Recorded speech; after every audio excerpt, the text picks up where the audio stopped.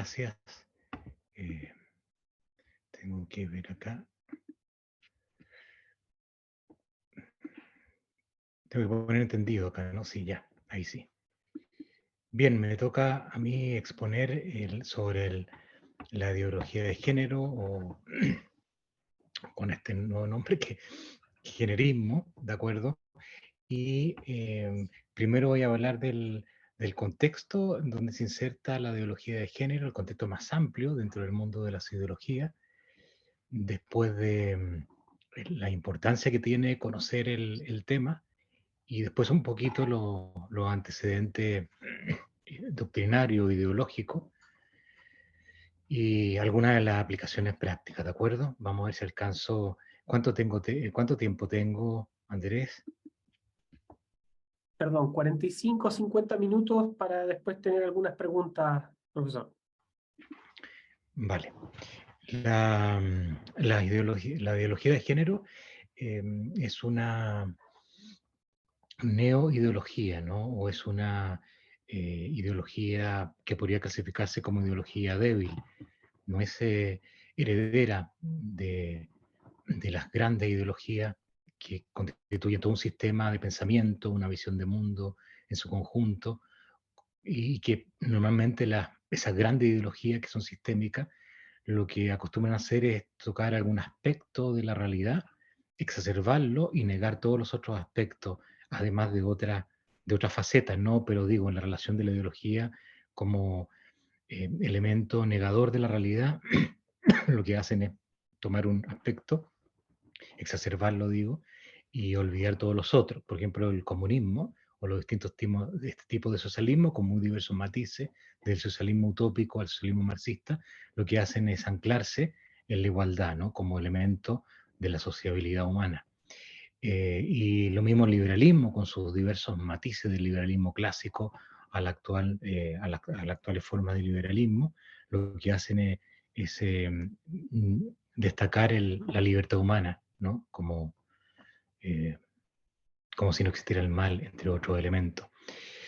Y, y bueno, pero con la caída del muro de Berlín, lo que se dice siempre, yo no sé si es tan exacto, pero al menos sociológicamente, que la descreencia toma cuenta de Occidente y por tanto tampoco hay mucho lugar para las creencias en las más profundas convicciones que pueden sustentar los sistemas ideológicos perecidos, ¿no? A partir de la caída del muro de Berlín. Entonces entran en el ruedo lo que podemos llamar ideologías débiles o neoideología o, o ideología de la última etapa, ¿no es cierto?, de la posmodernidad, la última etapa, perdón, de la modernidad, por tanto la ideología es posmoderna. Y estas hacen algo muy curioso, estas no tienen pretensión de ser un sistema doctrinario porque no son un sistema doctrinario objetivamente hablando, tampoco tienen la pretensión de ser una cosmovisión. Sería bastante ridículo que el animalismo, ¿no es cierto?, se convirtiera en una cosmovisión, que el feminismo se convirtiera en una cosmovisión, que la ideología de género se convirtiera, se transformara en una cosmovisión, ¿no es cierto? No tienen ni ese alcance desde el punto de vista del horizonte, de la perspectiva de análisis, ni tienen tampoco esa profundidad en el sentido de envolver una explicación total de la realidad existencial humana. Entonces lo que hacen estas ideologías débiles es centrarse en, en un aspecto, ¿no es cierto?, de la realidad, pero de manera distinta a lo que hacen las grandes ideologías, porque este centrarse en un aspecto de la realidad pretende no explicar o dar una fundamentación total del mundo y del ser humano. Lo que hace es situarse en un aspecto de la realidad humana para pervertir eh, la realidad humana en su conjunto y para liquidar las posibilidades de tener un sistema de creencias comunes dentro de la sociedad. Y en particular, en la ideología débil que vamos a analizar, eh, entronca con la posibilidad y la necesidad que tienen de ir liquidando los aspectos societarios, culturales y naturales de la civilización cristiana y occidental, incluso del sustento filosófico ¿no es cierto?, de esta civilización, vinculado al pensamiento clásico, al pensamiento griego, romano, a la lógica, ¿no es cierto?, greco-romana, y a los valores, y por cierto a los valores cristianos. ¿Les parece? Entonces, yo diría que ese es el contexto de estas ideologías. ¿Y por qué es importante, a mi juicio, por lo menos recalcarlo? Porque uno de repente se asusta con esta ideología y creen que tienen un, em, un gran fondo doctrinario y que no tienen ese fondo doctrinario. Son, de alguna manera, toman algunos aspectos, por ejemplo, la ideología de género toma algunos aspectos del marxismo, sobre todo metodológico, toma aspectos del postestructuralismo, particularmente de Foucault, eh, y del estructuralismo también, un poco del existencialismo ateo, y en fin, y es una especie de cóctel, ¿no es cierto? Un poco indigerible, mucho elemento incoherente, que aterrizan en un conjunto de tesis de carácter político. Entonces, lo que vamos a hablar ahora también es la comprensión, si es que puede comprenderse, la ideología de género, porque todavía yo no lo comprendo, lo entiendo sí, pero no lo comprendo, eh, de acuerdo, esa ideología de género desde el punto de vista político, porque estas son ideologías políticas, no son filosofías antropológicas, valga la redundancia, ¿no? Porque la antropología es un sector de la filosofía, no es una filosofía antropológica, es una ideología política. Y también es relevante recalcar esto de que de la debilidad filosófica, porque lo que más influye en estas corrientes es el lenguaje. ¿De acuerdo? Ellos utilizan, siguiendo la beta de Derrida, de Foucault, las estrategias que tienen ahí en ese mundo para conquistar, ¿no es cierto?, los valores de la sociedad. Lo importante acá es el lenguaje, lo que asusta es el lenguaje, lo que paraliza en materia de reacción política, sobre todo el lenguaje. Entonces, es importante ahí muchas veces desvendar la utilización de palabras, de términos como inclusión, como diversidad, como no discriminación, como género, del cual toma el nombre, desvendar los alcances de esos términos, porque una vez que se precisan los alcances de esos términos, se desmaquilla la peligrosidad de esta ideología. Esta ideología se maquilla, ¿no es cierto? Se ven muy bonitas maquilladas, pero hay que hacer un trabajo de desmaquillarla, porque detrás de la desmaquillación, ¿cómo se dice? Del desmaquillamiento, no vamos a encontrar a la bella, sino a la bestia. Entonces hay que desmaquillar a esta ideología, particularmente a través de un análisis lingüístico del uso de los términos o palabras talismanes, como dicen algunos filósofos, ¿no? Que encantan, ¿no? Que seducen y por su, por su papel que juegan en la vida humana, en los términos que hacen referencia, pero que en definitiva no se sustentan en bases sólidas. La perspectiva de género eh, se, se convierte en un vehículo, yo diría, jurídico, en una categoría jurídica, a partir de la Conferencia Internacional de la Mujer de Beijing en septiembre del año 95. Entonces, esa conferencia tiene una declaración de Beijing, que el punto 38, no nos voy a aburrir con muchos textos, pero dice, por la presente nos comprometemos en calidad de gobiernos a aplicar la siguiente plataforma de acción y a garantizar que todas nuestras políticas y programas reflejen una Digamos, perspectiva de género. ¿De acuerdo? Entonces, acá hay una agenda mundial, internacional, para imponer a nivel, en la totalidad del ordenamiento jurídico, una perspectiva de género.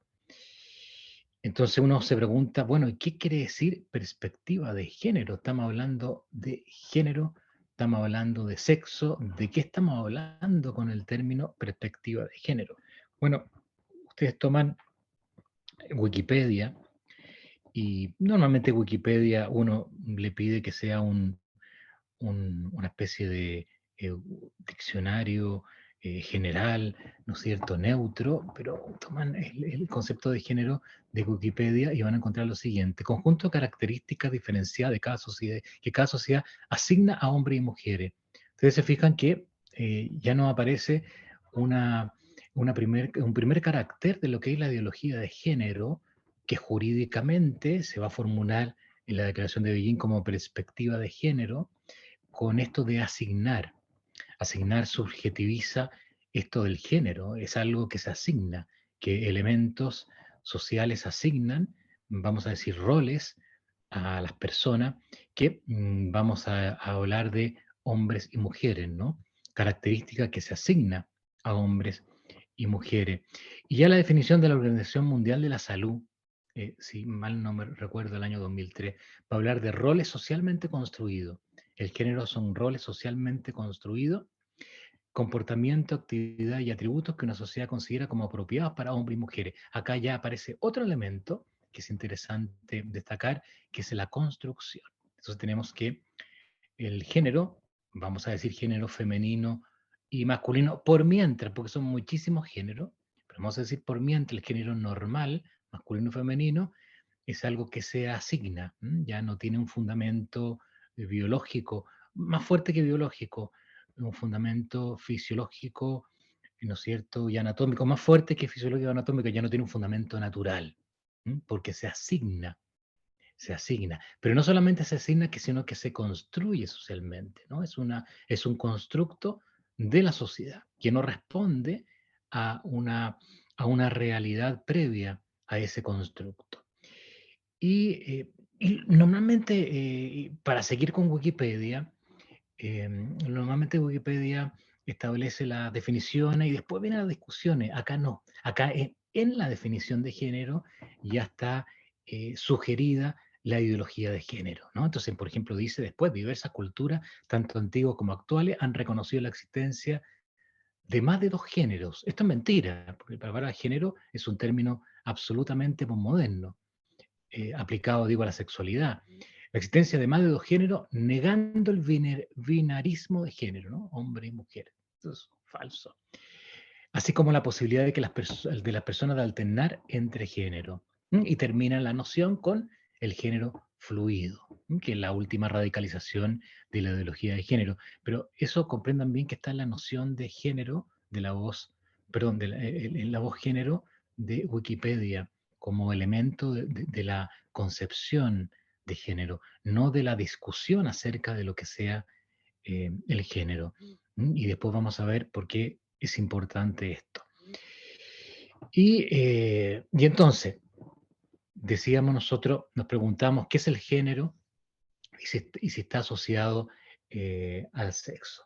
Entonces, acá hay una frase súper importante de una de las doctrinarias más conocidas de la ideología de género, Judith Butler, ¿no es cierto?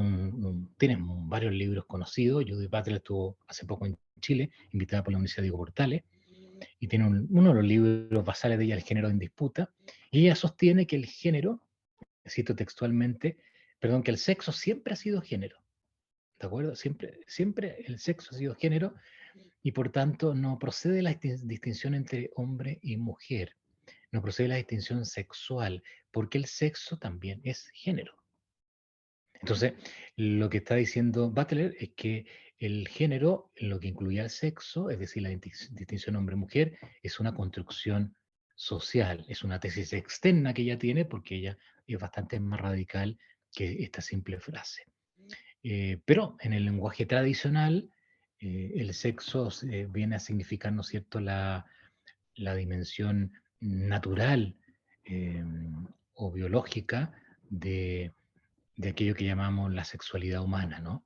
En sus diversos aspectos, que no necesitamos acá precisarlo, ¿no? Aspectos genéticos, aspectos fisiológicos, aspectos anatómicos, aspectos biológicos, etcétera, psicológicos, etcétera. Esta distinción entre el hombre y mujer, que ya está a nivel teológico, que no es mi misión acá hablar del nivel teológico, pero simplemente para referir, porque es importante, esta frase del Génesis, que Dios creó al hombre y a la mujer, ¿no es cierto?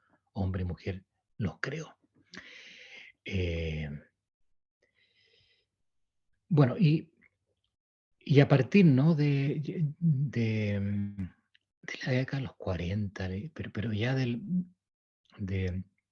ya con la caída del muro de Berlín, se difunde esto de que vamos a hablar de género como, en un primer lugar, como algo muy simple, muy inocente, como los aspectos culturales o la dimensión cultural de la sexualidad humana, ¿no? Porque la sexualidad humana tiene indudables dimensiones culturales.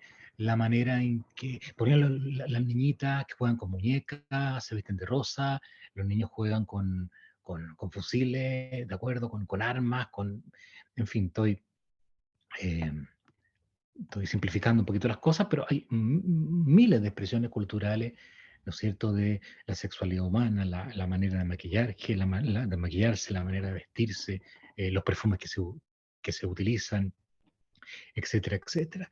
Y pasa a llamarse eso el género. Pero después va a venir ese entronque con ese lenguaje común, vulgar, de llamar a esos géneros, la expresión cultural del sexo, con esta ideología que vienen trabajándose, ¿no? Ya desde la década de los 40, a partir, se pueden encontrar aspectos anteriores, ¿no?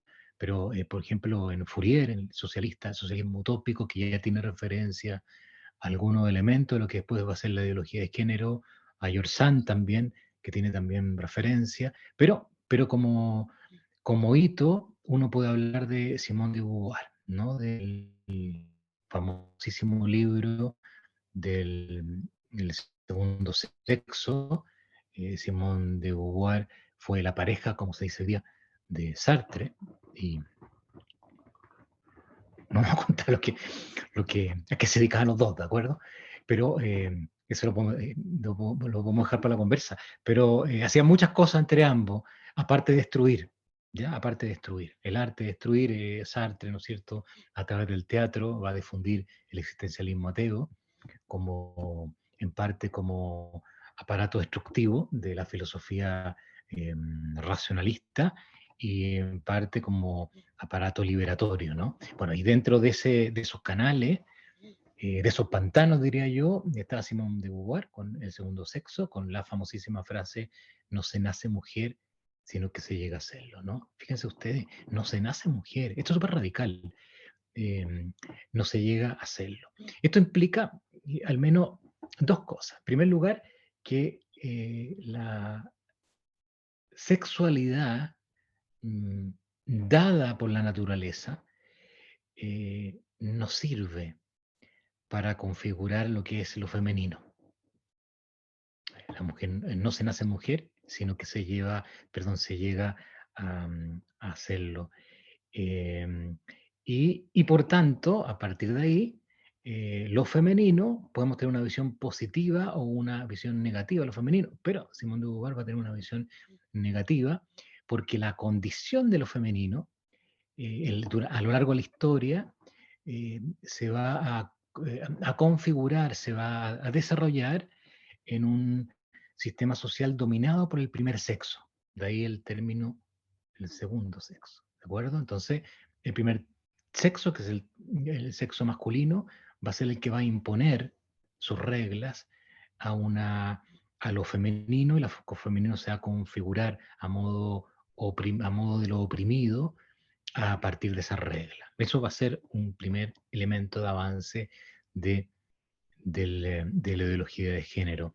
Y también en esto va a marcar la otra ruta, ¿no?, del feminismo, porque como ya se ha observado por diversos autores, ¿no es cierto?, y conferencistas, el feminismo, el feminismo defendía la naturaleza femenina, y vamos a decir los derechos de la mujer, de la naturaleza femenina, pero acá con Simón de Beauvoir ya se va a atacar la naturaleza femenina. Se va a intentar desvencijar la naturaleza femenina, digregar la naturaleza femenina, ¿no? Esto ya no va a ser relevante para configurar lo femenino, y lo femenino lo vamos a considerar de un modo negativo porque ha sido constituido dentro de un sistema opresivo dominado por el primer sexo. Por tanto, el otro movimiento es la liberación de aquello que nos oprime. ¿Y cuál es aquello que nos oprime? Bueno, el oficio de madre, el oficio de esposa.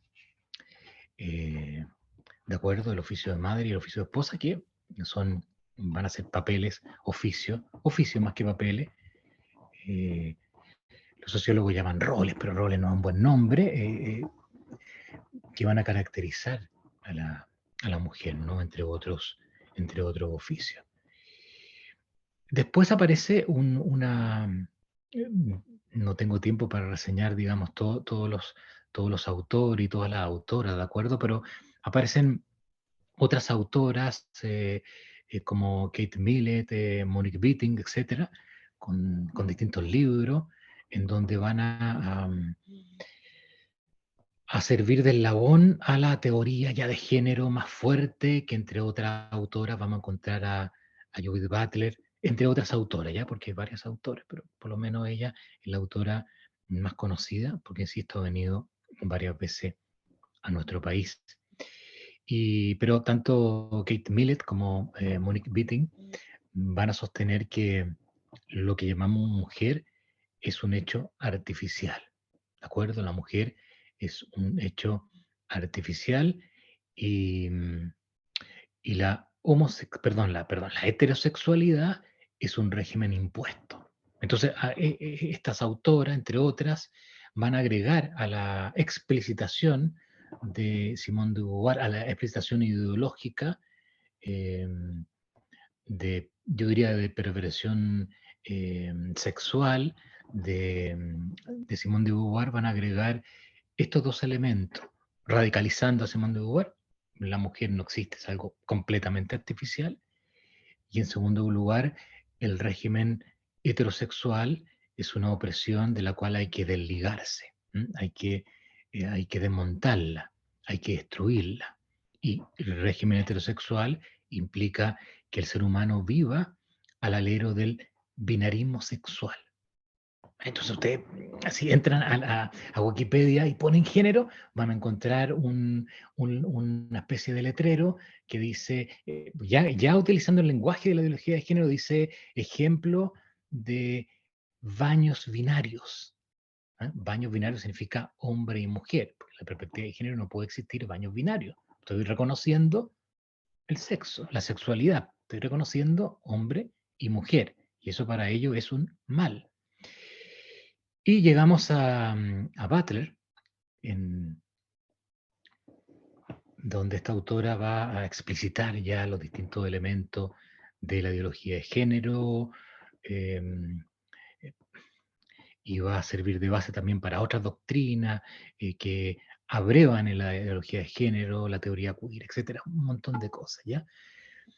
Y ella va a sostener que ella es la gran estratega de la ideología de género, la gran estratega, porque ella se va a preocupar del lenguaje, de la importancia del lenguaje y de la importancia de las tácticas políticas de la ideología de género para lograr vencer, ¿no es cierto? Para lograr meterse en la mente de las personas, para lograr eh, coordinar programas educacionales en la formación de los niños, para lograr utilizar la propaganda de la sociedad de consumo, ¿no es cierto?, y en la industria del entretenimiento en favor de la ideología de género.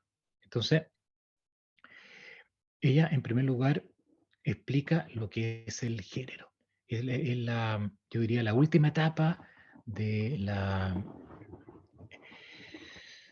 destrucción de lo que es lo femenino y lo masculino, ¿de acuerdo? Yo no sé si se puede llegar más allá de lo que dice esta autora. Entonces yo les voy a leer la definición de, género de Judith Butler. Dice, el género, si ustedes no entienden muy bien, no importa, porque todos estos señores y señoras utilizan un léxico propio. Y ya voy a intentar explicar por qué utilizan un léxico propio. Eh, yo me acuerdo que hace creo que no, fue antes de la pandemia, me tocó ir a a una jornada de Derecho Constitucional en la Universidad de Concepción y había un profesor que estaba explicando el derecho del género, que hay una faceta ahora del derecho público, que es el derecho del género. Se han publicado libros a ese respecto. Y este señor hablaba del cisgénero para arriba y para abajo, ¿de acuerdo? Y yo no sé, ¿pero qué es esto del cisgénero, del sepio sexual, del demisexual? Pero hablaba como si todo el mundo supiera, y probablemente la mayor parte del autor no, no sabía el uso de los términos. Entonces yo le hice una pregunta y dice, bueno, ¿acá aparece el hombre y la mujer en todo lo que estáis diciendo o no? O no aparece, o para ti es un constructo sexual. Y el tipo me respondió con su lenguaje. El tipo no utilizó una sola vez la palabra hombre o mujer. El tipo me dijo, lo que pasa es que para los cisgéneros, eh, o sea, a los que están de este lado de la normalidad, eh, existe esa distinción binaria. O sea, existe el hombre y mujer, que es una creencia de los que están de este lado del latín, ¿no? Cis, de este lado, cisgénero, y por tanto un problema de creencia, pero no utilizó hombre y mujer, utilizó su propio léxico. Entonces, yo la definición que les voy a dar, Judith Butler, sigue esta lógica, porque esta lógica es para envolvernos en sus locuras, para envolvernos es un lenguaje mucho más sofisticado y a la vez esotérico que el lenguaje marxista, ¿no? Cuando el lenguaje marxista hablaba de los pobres, no estaba hablando de todos los pobres, no estaba hablando, por cierto, de lo que en Chile se llamó el año 2019 del facho pobre. Estaba hablando, ¿no es cierto?, de aquel elemento, comillas, oprimido por el sistema capitalista que tenía conciencia de clase. Pero no estaba hablando de los pobres como lo entendemos nosotros. Era su propio lenguaje, ¿no? Pero acá es un lenguaje mucho más sofisticado y también esotérico, por el cual ellos pretenden construir la realidad. ¿Les parece? Entonces, vamos a dar la definición de género. Pero recalando lo anterior, que me parece súper importante insistir en esto del lenguaje y del léxico, esta gente, Judith Butler y otros, son herederos de Michel Foucault, entre otros autores, ¿ya? Y Foucault, como otros postestructuralistas, piensan que no existe la realidad, no existe la verdad, no existe el hombre. De hecho, Foucault decía, ha muerto el hombre. Nietzsche dijo, Dios ha muerto, también ha muerto el hombre como sujeto, el sujeto muerto. Eh, Sino que todo, la sociedad, todo es un constructo social, ¿de acuerdo? Pero un constructo social, ¿en qué sentido? Es un constructo del discurso. Es el discurso el que crea la realidad, porque el poder ya no se fundamenta en el sistema económico como era en Marx, ahora el poder se fundamenta en el discurso. Entonces, lo que hay que lograr es que el discurso se haga hegemónico, que el discurso de la perspectiva de género se haga hegemónico. ¿Y cómo yo hago que el discurso se haga hegemónico? Repitiéndolo y sustituyendo las palabras que reflejan la realidad. Yo voy a sustituir hombre y mujer y voy a, no sé, reemplazarlo por el término género. Y hoy día, si ustedes se dan cuenta, el término género ha reemplazado en muchos lugares la palabra hombre y mujer, y la noción de sexo como sexualidad.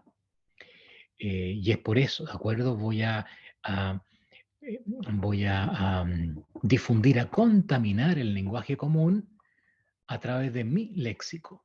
Lo que me pasó a mí, hombre, mujer, no, que ni siquiera me refiero a hombre o mujer, voy a hablar de cisgénero y voy a hablar de sistema binario. Entonces voy a contaminar el lenguaje común que refleja la realidad, porque el lenguaje común tiene la pretensión, ¿no?, de reflejar la realidad. Cuando nace un niño digo hombre, mujer, reflejo la realidad, pero este lenguaje no tiene la intención de reflejar la realidad, este lenguaje tiene la intención de construir la realidad, construir un paralelo a la realidad, porque sostiene que la realidad se configura a través del discurso. ¿De qué discurso? El discurso hegemónico, ¿de acuerdo? Y entonces se trata acá de contaminar el lenguaje común con este discurso del lenguaje de género para lograr esa hegemonía. Vamos a ver si lo logra, ¿no? Pero para lograr esa hegemonía, en el proyecto de constitución fenecido ya estaba ese discurso. Ya estaba la obligación y el compromiso del Estado por ese discurso y por esa ideología. Acuérdense que se hablaba de las disidencias sexuales, lo que volvió a repetir Boric ahora cuando habló después del triunfo del Partido Republicano, ¿no? De las diferencias. Ya no le agregó sexuales, pero diferencia o disidencia, ¿no? Disidencia, diferencia, ¿no? Como diferencia hay que incluir todas las diferencias.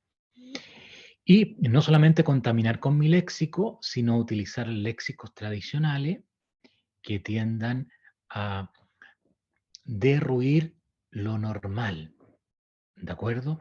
Pero no directamente, pues yo no voy a hacer el discurso, yo no voy a decir soy ladrón, yo voy a encubrir mi hurto. Entonces yo no voy a decir vengo acá a destruir el lenguaje normal, yo voy a encubrir, ¿no es cierto?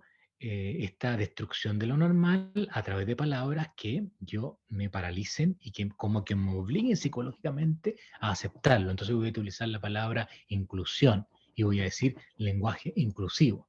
No hay nada más que excluyente que el lenguaje inclusivo, pero yo voy a decir lenguaje inclusivo. ¿Mm? Entonces, ¿cómo tú vas a estar en contra del lenguaje inclusivo? Y voy a hablar no de no discriminación, y voy a hablar, ¿no es cierto?, de diversidad. ¿Cómo tú no vas a valorar las diversidades? Entonces, ¿cómo tú no vas a valorar las diversidades sexuales? ¿No? Si no valora las diversidades sexuales y te empiezan con una serie de epítetos. Entonces, acá va en juego lo que les decía, el tema del lenguaje. ¿Fundado en qué? En un absurdo, en no reconocimiento del orden natural de las cosas. Pues es un absurdo. ¿Ya? Y entonces, en este contexto, es que podemos comprender el término género de esta autora. Entonces dice, el género es una complejidad cuya totalidad se posterga de manera permanente. Es una complejidad cuya totalidad se posterga de manera permanente, nunca parece completa en una determinada coyuntura en el tiempo. Así, una coalición abierta creará identidades que alternadamente se instauren y se abandonen en función de los objetivos del momento. Se tratará de un conjunto abierto que permita múltiples coincidencias y discrepancias sin obediencia a un telo normativo de definición cerrada. Bien, si entendieron poco, es porque tenemos todavía el sentido común, ¿de acuerdo? Es porque tenemos todavía la lógica funcionando en nuestra mente. Desde el punto de vista lógico, ninguna definición puede ser tan amplia, tan larga, porque no define nada. Pero bueno, a esta gente no le importa mucho la metodología. Lo que estaba diciendo acá es que el género es, es un constructo a través del discurso. Eso está diciendo. Es un constructo que es antiesencialista, como dice ella, no esencialista, no tiene un estatuto ontológico, ¿de acuerdo? Porque no existe la naturaleza humana. Y el género se expresa en un conjunto de actos. Es el conjunto de actos lo que lo materializa en el momento. En un momento creo hombre, soy hombre. En un momento me imagino mujer, soy mujer. Si en un momento me imagino trans, soy trans. En un momento me imagino queer, soy queer, etcétera, etcétera, con toda la cantidad de género eh, que existen. De acuerdo a lo que lo importante de ella es que no tiene un fundamento natural, y algo muy importante, que la identidad es fluida, ¿de acuerdo? Fluida. ¿Y por qué es importante que el concepto de género sea fluido? Porque me permite eh, destruir, me permite destruir lo normal, porque lo normal no es fluido, lo normal es lo que está vinculado con lo normado, que se vincula con una norma, y la norma se vincula con lo que es establecido, con lo que se ha establecido eh, por la naturaleza, por el tiempo, por las instituciones, ¿de acuerdo? Y acá se trata de destruir lo normal. Entonces, ella va a configurar la noción de género, lo dice precisamente, contra las identidades esencialistas, por ejemplo, hombre y mujer. Eso es lo que hay que destruir. Por tanto, todo lo otro es una excusa, es lo que veíamos al inicio, ¿no? Un maquillaje, ¿no? De esta bestia, que no es bella, es bestia, ¿no? Para presentarse a la sociedad. Nosotros estamos a favor de la mujer, nosotros estamos a favor, ¿no es cierto?, de la diversidad, ¿no es cierto?, del cúmulo de diversidades. No, nosotros lo que queremos destruir es las identidades esencialistas, queremos destruir lo femenino y lo masculino de la sociedad y del orden del universo. Eso es muy radical. Eso es lo que queremos destruir. Esa es la ideología de género. Lo otro es como vendo, perdona el término, el vulgarismo, como vendo la pomada, ¿de acuerdo? Como vendo la pomada. Pero lo fundamental es la destrucción de lo femenino y de lo masculino en la sociedad y en el orden del universo. Y Butler va a hablar de la estrategia, ¿no? De la multiplicación paródica de los géneros, así habla ella, de la multiplicación paródica de los géneros. Tengo, ojalá, que multiplicar los géneros hacia el infinito, porque yo en la medida que multiplico los géneros hacia el infinito, desvalorizo fácticamente, psicosocialmente, la creencia en lo femenino y lo masculino. Era como en la convención constituyente del año pasado, donde frente a la bandera chilena al lado se colocaban 20 banderas más. Entonces ¿qué es lo que es Chile? Chile no está en la bandera. Ya no está, porque hay 20 maneras más. Hemos disgregado la nación. Ese era el poder del símbolo. Acá es lo mismo, el poder del símbolo, ¿no? Vamos a expresar plásticamente a través de bailes, a través de ropas, a través de, ¿no es cierto?, diversas performances, esto de que hay muchas diversidades que hay que reconocer. O sea, conocer y reconocer, porque con ese reconocimiento yo las pongo a la par de lo femenino y lo masculino y por tanto licúo la existencia de lo femenino y masculino como fundamento, ¿no?, de la complementariedad de la persona humana que es hombre y mujer. Y bueno, y eso llama a ella la estrategia de multiplicación paródica de los géneros. Y un poco viene lo paródico, un poco la burla, ¿no? Para ella el, el travesti es el sujeto político, es un sujeto político, el travesti es un oficio, ¿no? Oficio, ¿no? Un rol importante de construcción, porque el travesti es el que usurpa un rol binario, ¿no es cierto?, masculino o femenino, y se ríe un poco de eso, ¿no? O sea, le resta seriedad, lo deja vacío a través de la burla. Y para ella el travesti es un sujeto político. Y bueno, y ella abre las puertas, ¿no es cierto?, para esto que ya se ha transmitido mucho, sobre todo en Chile, esto que el género se determina a través de la autopercepción, ¿no? Ya no hay una referencia objetiva entre mi identidad y mi naturalidad. Yo me identifico como hombre porque soy hombre, me identifico como mujer porque soy mujer, no. Yo soy de aquello que me autopercibo. Y como esto es fluido, puedo tener a lo largo de mi vida diversas, ¿no es cierto?, identidades sexuales, orientaciones sexuales, y, y en fin, y donde ya se dibuja lo femenino y lo masculino. Voy terminando, ¿de acuerdo? No quiero aburrirlo. Después hay un autora, se llamaba Beatriz, después se llama Paul Beatriz Preciado, con un libro que se llama Manifiesto Contrasexual, en donde ella sostiene que que la contrasexualidad, ¿de acuerdo? Ya ni siquiera eh, podemos, puede servir de referencia lo femenino y lo masculino, porque ahora vamos a hablar de cuerpos hablantes, es decir, en la medida en que el cuerpo es objeto de cualquier faceta de resexualización, porque la cultura en la que ha sexualizado únicamente los genitales femeninos y masculinos, entonces hay que resexualizar todo el cuerpo para mostrar, ¿no es cierto?, que el sistema heteronormativo no puede seguir subsistiendo y liberarnos completamente de todas las determinantes de ese sistema.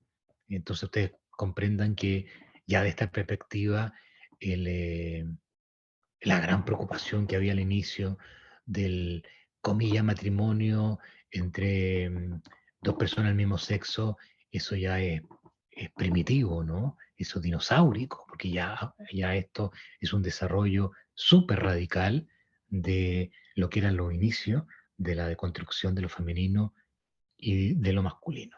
Bien, terminamos acá muy brevemente con una descripción eh, muy rápida de la ideología de, de género, y me gustaría concluir con tres ideas básicas, ¿de acuerdo? Con tres ideas básicas. ¿Qué implica esto? ¿Qué implica esto? Esto implica eh, desde el ángulo, pero ya no solo de la ideología de género, sino que también estos se hermanan con la otra ideología, ¿de acuerdo? Con el aborto, con el feminismo de tercera o cuarta ola, con el animalismo, etcétera, etcétera, con el antiespecismo, eh, con tres ideas básicas. Primero, esto implica una pretensión de la muerte de Dios, de la muerte de Dios. Eh, en el sentido que le da la filosofía hoy día a la muerte de Dios, que no significa, por cierto, que Dios haya muerto, porque si Dios existe, no ha muerto, no puede morir. Significa de que ha perecido el lugar que tiene Dios en la sociedad humana. De alguna manera el hombre ha querido expulsar a Dios. Entonces, expulsamos a Dios porque no reconocemos el orden natural. Un poquito lo que decía eh, Sartre, ¿no? Si en el, eh, en el existencialismo es un humanismo, ese famoso discurso, ¿no? Si yo no voy a discutir si Dios existe o no existe, no, no, no voy a discutir eso, es que Dios no puede existir, ¿de acuerdo? Dios no puede existir, y Dios no puede existir porque la naturaleza no puede existir. ¿No? Si la naturaleza no puede existir, porque si no, yo no soy libre en el concepto de Sartre de la libertad. Entonces acá hay una desaparición del lugar que tiene Dios en la sociedad, un intento ulterior de expulsión más allá de la secularización clásica, ¿no es cierto?, en donde ya no vamos a tener el reconocimiento, lo que es sumamente peligroso, de la naturaleza humana o del orden natural, como decir, sabes que yo no quiero tener un piso, no quiero tener un suelo donde caminar. Bueno, te caes. Y también, en segundo lugar, la segunda idea básica que me gustaría destacar de, de esto de la consecuencia práctica es la disolución del ser humano. Ya hemos referido a lo que opinaba Foucault del sujeto humano, del hombre, pero acá ya hay una disolución del ser humano en una de sus facetas más importantes, que es esto del hombre y la mujer, ¿no? De lo femenino y de lo masculino, con todo lo que esto conlleva, con todo esa, ese fundamento, ¿no? De que al final esto es un juego de poder, y el poder está en el discurso, y, y el discurso que nos ha oprimido es este discurso del hombre y la mujer. Y finalmente hay una disolución del logos, de la palabra. Y esto tiene mucho que ver con la sociedad de consumo, ¿no? En la medida en que somos cada vez menos hombres interiores, seres humanos interiores, que tenemos una vida interior, que reflexionamos sobre las cosas, nos volvemos hombres exteriores, hombres sumamente condicionados con los incentivos que nos vienen de afuera, que son incentivos propagandísticos, y, y por tanto la palabra se tergiversa. ¿M? La palabra se tergiversa, la palabra, el logos, ya no expresa el orden del universo, ya no hay interés en describir la realidad. Ahora, la palabra, con seres humanos sin vida interior, porque es mucho más fácil hacerlo así, la palabra nos sirve para cubrir la realidad. La palabra nos sirve para encubrir la realidad. Cubrir y encubrir la realidad. Son como dos coberturas que nos hacen como que desaparecer la realidad si seguimos en esta beta de discurso, y si ese discurso se vuelve hegemónico. Entonces, nosotros como reacción frente a esta ideología, en donde, a mi juicio, lo más peligroso es el uso del lenguaje, más que la filosofía, porque la filosofía me parece bastante absurda, es nosotros volver a hablar con las palabras que describen la realidad. No abrirnos en ningún momento al discurso de la perspectiva de género, así como otros discursos que a través de las palabras nos van imponiendo esa visión mentirosa de la realidad, y a través de las palabras nos están haciendo que nosotros vivamos en nuestra existencia con ganas de perder, de denigrar lo que es normal, con ganas de ocultar el orden subyacente de las cosas, sabiendo que si yo niego lo que es normal en el sentido más radical de la palabra, si yo doy la espalda al orden subyacente de las cosas, el que va a perecer es el ser humano, el que va a perecer es la sociedad. Y entonces esta ideología son manos negras para ayudar al hombre a atentar contra sí mismo, para ayudar.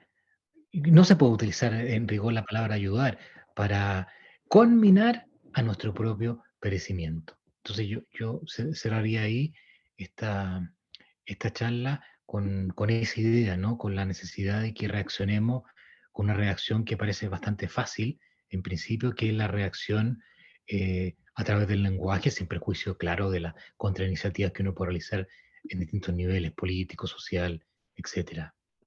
Bien, muchas gracias. Gracias, profesor. Si tienen algunas preguntas que hayan escrito por acá, tienen la mano levantada. Les pido, por favor, que sean intervenciones para consultas breves, para que alcancemos todos. Guillermo, creo que aquí está para desmutear. Hola, oye, parece que tengo problemas con el audio. ¿Se escucha bien? ¿Ahora? ¿Sí? ¿Se escucha? Se escucha perfecto, sí. Un comentario, profesor. ¿Ha tenido usted la experiencia de encontrarse con personajes que están tratando de inculcar esta ideología de género? Yo le cuento una pequeña experiencia. Yo he tenido ya más de 2 o 3, ¿cómo se llama?, contactos. Y el único elemento que a mí me ha sido útil para parar esta situación ha sido utilizar 2 términos que son un poco vulgares, pero que sí he visto el enojo de parte de ellos. Uno es el término degenerado y el otro es el de maricón. Esto es algo que más que les molesta, les irrita y no tienen argumentos una vez escuchado esto. ¿Ha tenido esa experiencia? No tengo esa experiencia y no podría tenerla porque uno como profesor, si llega a decir eso, le echan de Eso la es academia. que no se Entonces, puede utilizar. no obstante que uno pueda pensarlo, no sé, en clase no me ha tocado, ¿no? Pero pensarlo a veces, para uno, digamos, es un poco riesgoso, pero yo entiendo que los términos firmes y no eufemísticos a ellos les asustan y huyen porque ellos están llenos de eufemismo, ¿no? Entonces, claro, acuérdense unos años atrás cuando salían una, unos avisos en las micros, hace muchos años, quizás 15 años atrás, que decía maricón es el que le pega a la mujer, ¿ah? Porque uno el lenguaje maricón se refiere a otra cosa, ¿no? Y ya empezamos por el camino del eufemismo, pero sí, yo pienso que hay palabras que lo hacen huir como Satán frente al exorcismo, sí, efectivamente. Porque hay que buscar algún elemento, ¿no es cierto?, para poder contrarrestar esto. ¿Y Sí, cómo? Hay que seguir más o menos seguir los pasos suyos. sí. Lo importante, don Guillermo, es no que ellos también se acostumbran a victimizar siempre, ¿no? Porque son Así como, pues. Sí. entonces que no se diga, porque esto varía un poco, depende del contexto, ¿no? Que son en ciertos contextos, esto puede decirse, bueno, usted me está ofendiendo, lo típico de usted es ofender a las personas, va a depender un poco del contexto, ¿no? Pero sí es importante, rescatando, don Guillermo, lo que usted dice, la contraofensiva del lenguaje por parte de nosotros. Un poco lo que hizo algunos diputados, diputadas sobre todo de Vox en España, ¿no? Con las feministas o ideólogos de género, diputadas, que las provocaban bastante, ¿no? Y le decían, bueno, ¿dónde está el macho alfa cuando ustedes hablan? En fin, tenían varias estrategias así que le hacían enojar mucho, pero va en esta línea de no utilizar eufemismos con ellos, sino que abrirle la cancha de explicitar lo que ellos realmente piensan, no que vendan la pomada, sino que es lo que quieren, porque ellos quieren destruir. Así es, así es. Bueno, yo lo he hecho con gente relativamente cercana, no, digamos, con el debido respeto para quienes no los conozco. Perfecto. Pasemos, muchas gracias. Pasamos con Sergio Silva, que pregunta al profesor, ¿qué opina de la Iglesia Católica y la perspectiva de género, dada la izquiardización que se aprecia en la Iglesia? Gracias, profesor. Sí, bueno, yo distingo entre la jerarquía eclesiástica y la iglesia, ¿no? Yo soy católico y hago parte de la iglesia, y otra cosa es la jerarquía eclesiástica, que puede perderse o no de acuerdo con determinadas épocas, y hoy día está bastante perdida, sobre todo en algunos países. Pero la doctrina católica, la doctrina tradicional, ¿no? De la encíclica Casticum Nubi de Pío XI, donde está clarísimamente el fundamento de la familia en el matrimonio y las razones de por qué el matrimonio es entre un hombre y una mujer, ¿no? Es que lo femenino y lo masculino es un horizonte de la existencia humana, de donde salen muchas cosas, ¿no? Figúrense que, bueno, ¿para qué nosotros vamos a hablar de esto si ya sabemos el tema, ¿no? Todo lo que aporta lo femenino, todo lo que aporta lo masculino, cómo están llamados a complementarse y no a entrar en un estado de lucha, porque en este estado de lucha es lo que ellos quieren conseguir, un estado de lucha absurdo, eh, que no tiene que ver con la vocación femenina o masculina, pero vamos a restar, vamos a liquidar la feminidad y vamos a liquidar la masculinidad. Están en ese esfuerzo enorme, y desde chicos, porque con nosotros ya pueden poco, ¿no? Pero los chicos eventualmente pueden mucho. Ese es el peligro. Perfecto. Profesor, hay la otra pregunta que está aquí en las escritas de Juan Alberto. ¿Cuál es su opinión respecto al enfoque de género en justicia, atendido a lo que he leído respecto a los fallos que han aplicado dicha perspectiva para resolver casos, en concreto en materia procesal penal?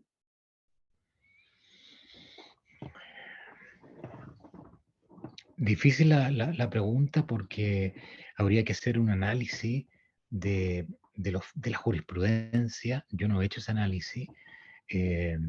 Dice ahí, vamos a ir desarrollando esa doctrina, o son casos puntuales de la jurisprudencia. Creo que ahí es un punto preocupante, ¿de acuerdo?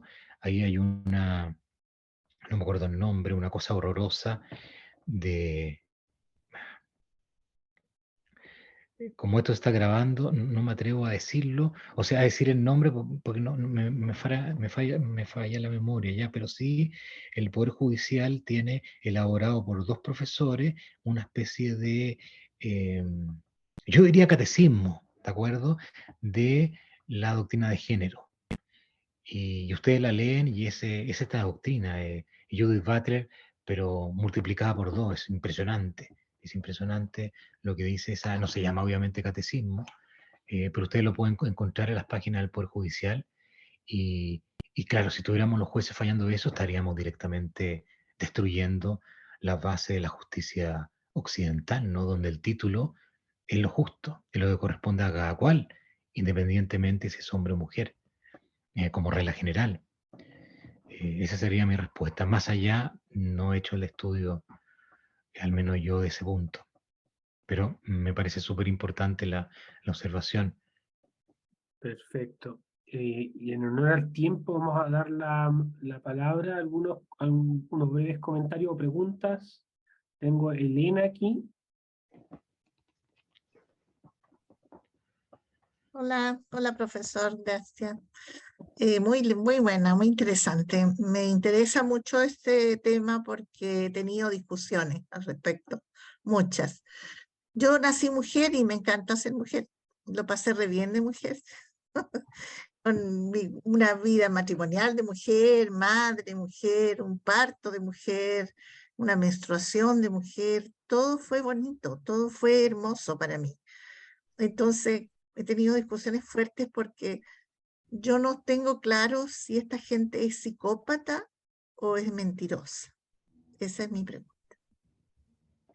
Bien, yo creo que algunos son psicópatas, aunque no soy psiquiatra, pero entiendo, digamos, genéricamente el término. Hay otros que son mentirosos y otros que yo creo que muchas veces son los más jóvenes, utilizados, ¿no? Como títere o instrumento de agendas políticas que ellos no alcanzan a comprender.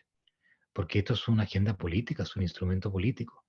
Entonces, claro, si nos quedamos en ese discurso de que sobre pretexto de la diversidad de género, como le llaman, hay que respetar a todas las personas, y perfecto, yo creo que todos nosotros respetamos a todas las personas, pero otra cosa es utilizar ese respeto como caballo de batalla, ¿no es cierto?, de una instrumentalización política para destruir lo femenino y masculino, particularmente en la educación, y para obligarnos a todos los ciudadanos a hablar, ¿no es cierto?, a disciplinarnos como si fuéramos niños y a hablar con un discurso, con un lenguaje que impide recepcionar lo masculino y lo femenino en ese lenguaje, ¿no? Porque ese es el discurso inclusivo. Esto siempre utilizan eufemismos que terminan siendo, ¿no es cierto?, exclusivos, excluyentes. ¿Les parece? Entonces, esa sería mi respuesta. Sí, hay problemas, yo diría, psicopáticos, en el sentido de que hay gente que tiene problemas, ¿no es cierto? Hay situaciones psiquiátricas que hasta no hace mucho la psiquiatría en forma los trataba como problemas psiquiátricos, que merecen ayuda porque hay gente que está sufriendo, y que no merece que se dé la espalda o que se normalice eso. Y hay otra gente que, claro, está metido en esta agenda y que miente mucho y sobre todo miente a través del lenguaje. Y finalmente a mí lo que más me preocupan es a mucha gente más joven que piensa que está luchando por buenas causas y al final, insisto, están siendo instrumentalizados por agendas políticas radicales que intentan destruir el orden natural de las cosas. Claro, y ahí se pierden porque no piensan que están en esa etapa de respeto a las personas y no en la etapa destructiva del orden. Muchas gracias. Muy claro. Nos da el tiempo, ya nos queda un minuto, si podemos sacar las preguntas breves. Juan Antonio. ¿Me escuchan? ¿Me escuchan? Sí. Muchas gracias. Muy breve, profesor. Se está dando en Estados Unidos, muy pronto va a llegar aquí a Chile, en que los correos electrónicos, por ejemplo, si yo me autopercibiera como mujer y usted evidentemente ve que yo soy hombre y envío un correo electrónico, en mis pies de firma pongo mis artículos, mi forma de referirme a mí son ella o ellas o ella. E implanto una cultura en la empresa para que yo sea tratado como mujer, porque yo me quiero presentar como mujer frente a la sociedad. ¿Cómo cree que se debería reaccionar frente a ese tipo de conductas? Porque va a implicar, dentro de estos conceptos de inclusión y de aceptación del otro, que todos los demás formen parte de esta realidad psicopática, pero con el apoyo de la empresa y con el apoyo del Estado y del Poder Judicial. ¿Cómo se puede reaccionar frente a eso? Mire, es súper complicado. No tengo una respuesta precisa, es muy complicado. Si uno recibe un instructivo de la empresa, ¿no?, en que lo disciplinan a uno en el lenguaje que tiene que utilizar, es muy delicado el término, sobre todo si no tiene una posibilidad de llevar el asunto a tribunales, si hay un desenlace en eso fatal para uno, ¿no?, un despido o una sanción, eh, porque es una violación de los derechos fundamentales del trabajador, claro, caer en eso. Pero si está la empresa, si está el Estado y más encima está el Poder Judicial, claro, eh, ¿cómo nos salvamos de esto, no? Quizás siempre hay un recodo en el camino para jugar con las palabras y presentar una pequeña resistencia, en ese recodo, ¿no? Pero una vez que usted define a las personas por la autopercepción, y la autopercepción puede ser infinita, pensemos que el inicio era el movimiento LGBT y ahora es el LGBTQIA más, de la palabra, perdón, sale el signo más, y aparte interrogaciones, porque son, algunos son 50 y tanto, otros 100 y tanto, entonces podemos llegar al absurdo. Ahora, al menos el lenguaje inclusivo, el uso del lenguaje inclusivo en el lenguaje escrito no ha tenido el éxito o el seguimiento que los ideólogos pretendían que tuviera, por una razón práctica, porque usted realmente coloca el lenguaje inclusivo, ¿no es cierto?, en los sujetos, en los verbos, en los cualificativos, es que no puede entenderse, es que no puede hablar, es que le falla a las 2 o 3 frases, ya le está fallando y vuelve al lenguaje natural, porque el lenguaje es natural. Entonces, eso al menos no le ha resultado, pero yo, no sé, yo creo siempre hay un recodo para poder resistir, pero frente a ese contexto dramático, lo más que puede uno es resistirse dentro de ese recodo, porque es muy complicado, ¿no? Uno no puede poner al riesgo a un trabajador de perder su trabajo por una imposición injusta donde ni siquiera puede reclamar ante los tribunales. Pero siempre digo, hay modos por lo menos de resistir, sin que se note o de manera graciosa, ahí hay que ver caso a caso. Es muy Bueno, complicado. muchas gracias, profesor. En honor al tiempo, gustaría contestar todas las más preguntas, pero tenemos que ir cerrando ya esta sesión. Muy agradecido, profesor. En la próxima sesión vamos a tener el tema del juvenilismo la próxima semana, así que muy atento a todas las actividades del foro. Un abrazo, profesor Julio Alvear, muy ilustrativo el Muchas día de hoy. gracias también. Muy buenas Nos noches. vemos. Gracias, profesor. Que esté muy bien.